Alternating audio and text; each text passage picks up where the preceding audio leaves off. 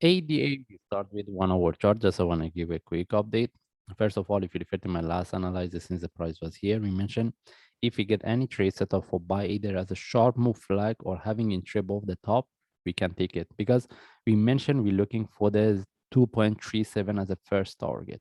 All right. Anyway, and one of the option to put was to put our entry at 2.26. All right. Anyway, as we can see, this is what we get.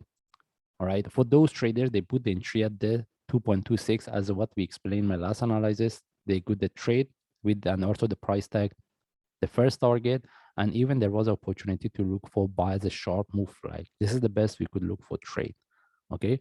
But as we can see, the price exactly tag and reverse. All right. This is where we should at least move our stop loss to break even or take out the profit because we see the rejection and we don't need this line anymore. And now we want to see what's the next. In this case, we move to daily chart. And as of what we can see based on daily chart, we have been looking for to see the breakout of 2.2, 2.37, following by 2.5 at least. But as we can see, the price give us a deep, I mean, the price consolidate for within this range for longer time. Okay.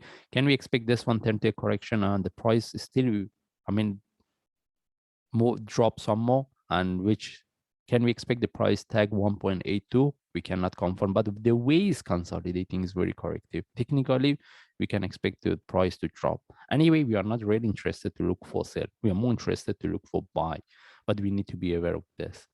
And if I move to forward chart, you want to see how we can look at the chart.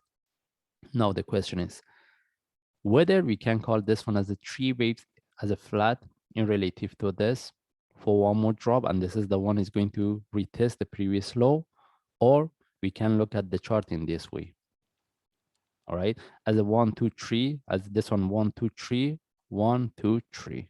This is the one I'm looking for. That's mean if the price is continue and drop, I'm not really interested to look for sell at this point, unless I see some changes. Right? But if I see any reversal, any trade setup for buy, I will take it because in terms of the risk and reward, it can give me better trade setup. And if you put this top in relative to the previous one, if you refer to the indicators, we see we had a divergence.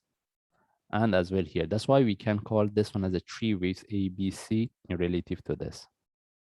All right.